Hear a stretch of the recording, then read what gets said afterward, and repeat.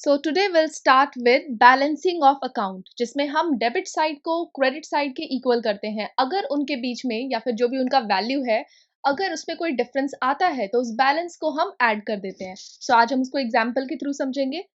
इसमें एम क्या है इसका कि जो दोनों साइड है वो इक्वल होने चाहिए, both sides must remain same.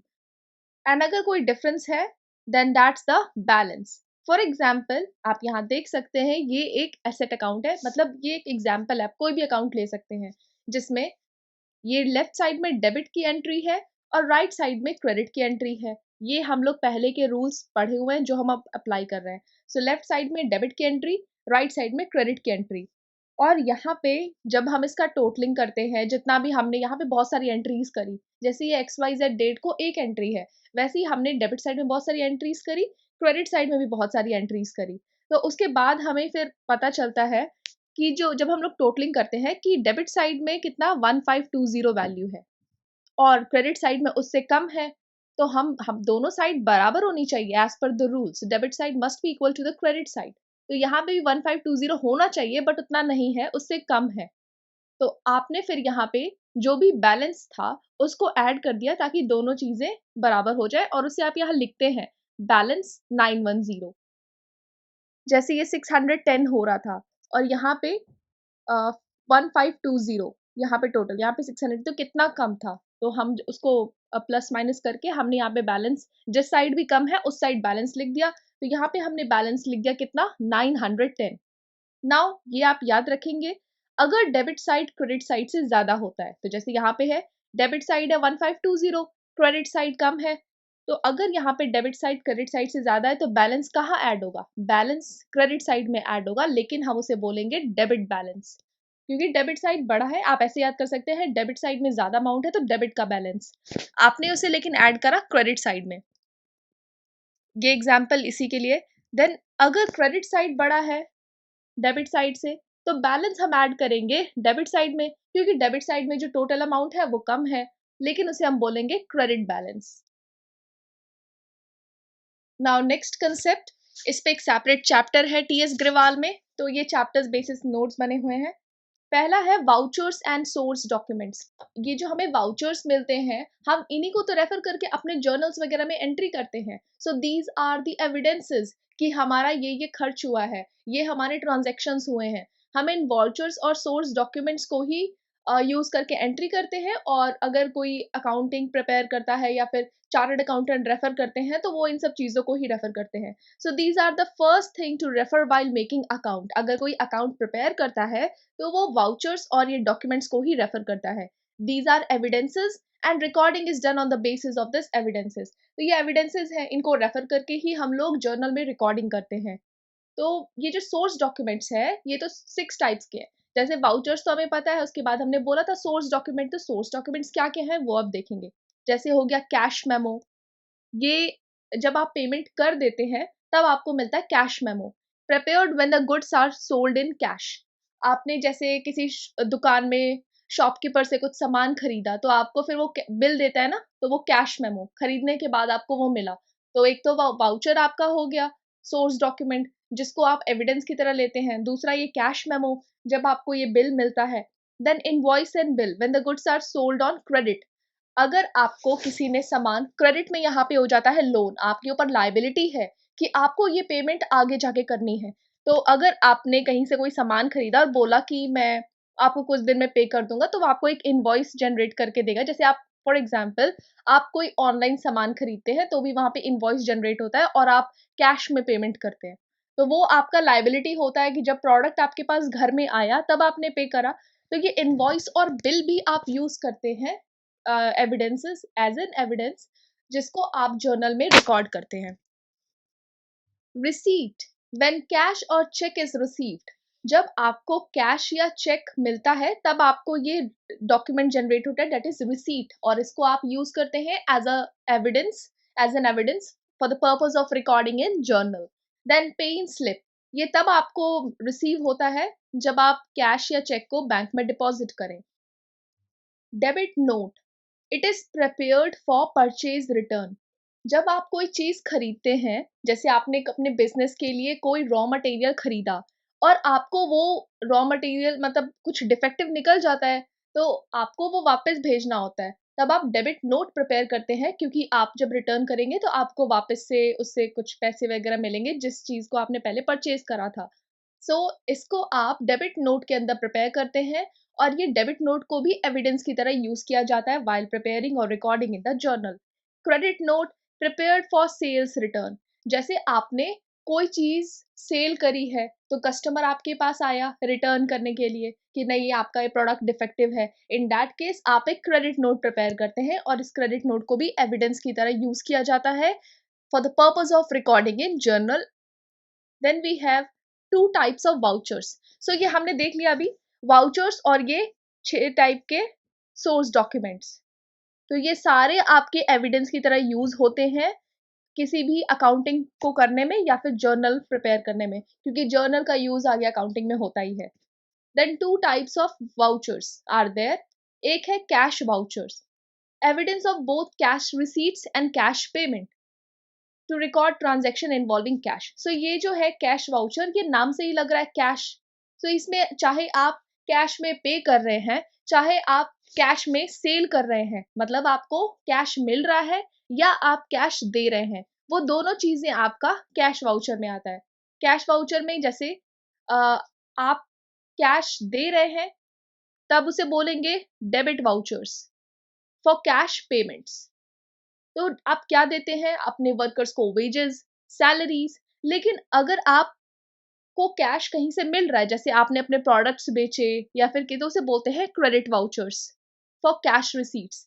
जैसे आपने किसी को या तो लोन पे कोई अमाउंट दिया है, तो आपको पे वापस से पे होगा, या फिर अगर आपने अपने प्रोडक्ट की सेल करी है, तब आपको कैश वापस से मिलेगा। तो वो हो गए credit vouchers. Then we have non cash vouchers, जहाँ पे कैश का यूज ही नहीं होता ट्रांजैक्शंस के लिए। और ये जो नॉन कैश वाउचर्स हैं, इन्हें हम ट्रांसफर वाउचर्स भी बोलते हैं। वही सेम चीज for transactions not involving cash. For example, अगर आपने किसी को कोई प्रोडक्ट सेल करा और उसने बोला मैं आपको कुछ दिन में पे कर दूंगा, तो गुड्स सोल्ड ऑन क्रेडिट, तो आप उसे लोन पे दे रहे हैं। Sale of fixed assets on credit, prepared for credit transactions only. So ये जो नॉन कैश वाउचर है, इसको आप सिर्फ क्रेडिट ट्रांजैक्शंस के लिए ही यूज करते हैं, जहाँ पे कैश का यूज नहीं हो रहा है। नाउ वाउचर्स अभी मैंने बताया एविडेंसेस होते हैं। अब आप इन वाउचर्स और शेयर डॉक्यूमेंट को यूज करके जर्नल्स में रिकॉर्ड करते हैं। और ये जो एक्टिविटी आप कर रहे हैं, ये फर्स्ट स्टेप है कि जितने भी वाउचर्स हैं या फिर जितने भी शेयर डॉक्यूमेंट जैसे कैश मेमो, इनवॉइस एटसेट्रा, आपके पास पूरा मतलब ये सब आपके पास स्लिप्स हैं, कैश मेमो एटसेट्रा, आप इन सबको यूज करके रेफर करके जर्नल्स में एंट्री कर रहे हैं। इस दिन को ये परचेजिंग हुई है, इस दिन को ये चीजें सेल हुई है, इस दिन इतना अमाउंट इन्वेस्ट हुआ था, लोन आया एटसेट्रा, कुछ भी आप इसमें एंट्री करेंगे। अब ये जो एक्टिविटी है जिसमें आप जर्नल्स में एंट्री कर रहे हैं, इसको बोलते हैं जर्नलाइजिंग। अब इसमें जर्नल्स में आप क्या करते हैं, डेट वाइज एंट्री करते हैं, इस दिन ये परचेज हुआ, इस दिन ये परचेज हुआ एटसेट्रा। अब जर्नल्स के बाद आता है लेजर। लेजर में आप क्या करते हैं? लेजर में आप करते हैं क्लासीफाई। क्लासीफाई जैसे सारे गुड्स को एक जगह लिख दिया, सारा लोन अमाउंट आपने किसी पर्सन से लिया उसको एक जगह लिख दिया, सारा सेल्स को अलग लिख दिया, और इन सबका अलग अलग अकाउंट प्रिपेयर होता है। सो इसको बोलते हैं क्लासीफाइंग। जैसे हमने अकाउंटिंग की बेसिक डेफिनेशन में ही करा था कि इसमें हम रिकॉर्ड करते हैं, क्लासीफाई करते हैं, समराइज करते हैं। सो वही चीज है, लेजर में हम करते हैं क्लासीफाइंग। लेकिन सबसे पहले तो हम जर्नल्स में रिकॉर्ड कर रहे हैं, इन जर्नल्स को यूज करके हम लेजर प्रिपेयर करते हैं। सो ये जब काम करते हैं, मतलब लेजर में जब हम एंट्री कर रहे हैं, तो इस एक्टिविटी को बोला जाता है पोस्टिंग। इन सब पे क्वेश्चन पूछा जाता है। उसके बाद लेजर के बाद आप प्रिपेयर करते हैं ट्रायल बैलेंस। आप ट्रायल बैलेंस प्रिपेयर करते हैं और चेक करते हैं कि आपका ये जो भी रिकॉर्डिंग है, जो भी अकाउंटिंग आपने करी है, वो सही है कि नहीं। So to check the arithmetic accuracy, you go for this trial balance. उसके बाद आपका profit and loss account and balance sheet prepare होता है। नाउ अब हम देखेंगे journals and ledger. Now recording, इसमें आप क्या क्या करते हैं? जर्नल में आप करते हैं रिकॉर्डिंग, बताया मैंने आपको पहले ही। लेजर में आप कर रहे हैं क्लासीफाइंग। लेकिन ये जो एक्टिविटी है जिससे आप जर्नल से लेजर में एंट्री डाल रहे हैं उसे हम बोलते हैं पोस्टिंग। नाउ जर्नल को बोला जाता है फर्स्ट बुक ऑफ एंट्री, क्योंकि आप इसमें डायरेक्ट ओरिजिनल एंट्री कर रहे हैं। आप वाउचर्स का, कैश मेमो का यूज करके सीधे जर्नल्स में ही तो एंट्री कर रहे हैं। वाउचर से आप सीधे अकाउंटिंग पे नहीं जा सकते हैं। आप जो पहली रिकॉर्डिंग करते हैं वो जर्नल में करते हैं इन वाउचर्स और शेयर डॉक्यूमेंट्स को यूज करके। सो जर्नल्स जो जर्नल है वो एक सब्सिडरी बुक है। It record transactions in chronological order, that is date wise. और यहाँ पे पता है प्रिंसिपल बुक कौन सी है? लेजर। सो जो लेजर है वो प्रिंसिपल बुक है, जर्नल जो है सब्सिडरी बुक है। आपको बस ये चीजें याद रखनी है। अब ये है जर्नल की एंट्री। देखिए जर्नल में कैसे एंट्री होती है। सबसे पहले आया डेट, देन पर्टिकुलर्स मीन्स आपने क्या क्या खरीदा है। ये है लेजर फोलियो, जहाँ पे आप, क्योंकि इसके बाद आप लेजर प्रिपेयर करेंगे। सो इस जर्नल की एंट्री लेजर के कौन से पेज पे गई है वो यहाँ पे आएगा, page number of ledger. Then आपका ये अकाउंट डेबिट हुआ है, क्रेडिट हुआ है, यूजिंग दैट मॉडर्न अप्रोच, वो आप यहाँ पे लिखते हैं। ट्रांजैक्शन डिटेल्स, उसके बाद यहाँ पे आप नरेशन करते हैं कि कहाँ से ये सब हुआ है। पहले तो आप एंट्री डालेंगे, जर्नल की एंट्री, उसके बाद लिखेंगे कि जो भी ट्रांजैक्शन डिटेल्स है वो भी हम लोग आगे एग्जाम्पल में देखेंगे तो हमें समझ में आ जाएगा। For example, goods purchase for ₹100। अब यहाँ पे आपने गुड्स को खरीदा है। जब आप गुड्स को खरीदते हैं तो आपका एक्सपेंस बढ़ा। अब ये एक्सपेंस बढ़ा है तो मैंने आपको बताया था कि एक्सपेंस और एसेट जब इंक्रीज होते हैं तो वो डेबिट होते हैं। सो यहाँ पे आपका परचेज अकाउंट हो जाएगा, डेबिट मतलब डेबिट हो जाएगा, परचेज अकाउंट इज डेबिटेड। और इसको आपने 100 रुपीज में खरीदा है, कैश में पेमेंट करी है। कैश आपका क्या है? एसेट। जब आपका एसेट कम हो रहा है ना, यहाँ पे एसेट इंक्रीज होता है तो हम डेबिट करते, लेकिन आपका यहाँ पे एसेट डिक्रीज हुआ है तो हम इसमें क्या करेंगे? उसको क्रेडिट करेंगे। So cash account is credited. So हमको यहाँ पे पता चल गया क्या चीज डेबिट हो रही है, क्या चीज क्रेडिट हो रही है। अब हम बनाएंगे जर्नल। सो यहाँ पे जैसे डेट कोई भी मान लो, परचेज। और हाँ, एक चीज इसमें इंपॉर्टेंट है, जब हम जर्नल की एंट्री कर रहे हैं यहाँ पे तो परचेज जो डेबिट वाली चीज है वो ऊपर आती है, क्रेडिट वाली नीचे आती है। सो ये परचेज अकाउंट डेबिट हुआ था, हमने यहाँ पे देखा था परचेज अकाउंट डेबिट हुआ है तो इसको हमने ऊपर लिख दिया। कहाँ पे गया है? क्रेडिट किस में हुआ है? Cash account. आप यहाँ पे टू भी यूज करते हैं, like purchase account to cash account. So यहाँ पे आप टू भी यूज कर सकते हैं। तो जो डेबिट हुई है उसको ऊपर लिखा है हमने purchase account to cash account जो क्रेडिट हुई है।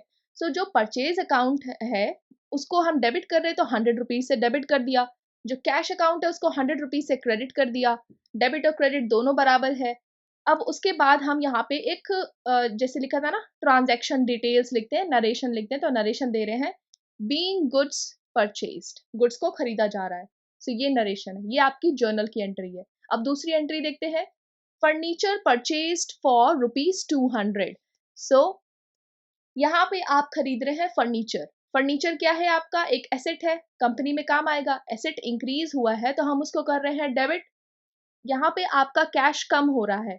कैश क्या है? एसेट, क्योंकि आप कैश को यूज करके फर्नीचर खरीद रहे हैं तो उसको हम कर देंगे क्रेडिट। फिर हम यहाँ पे देखते हैं जर्नल एंट्री।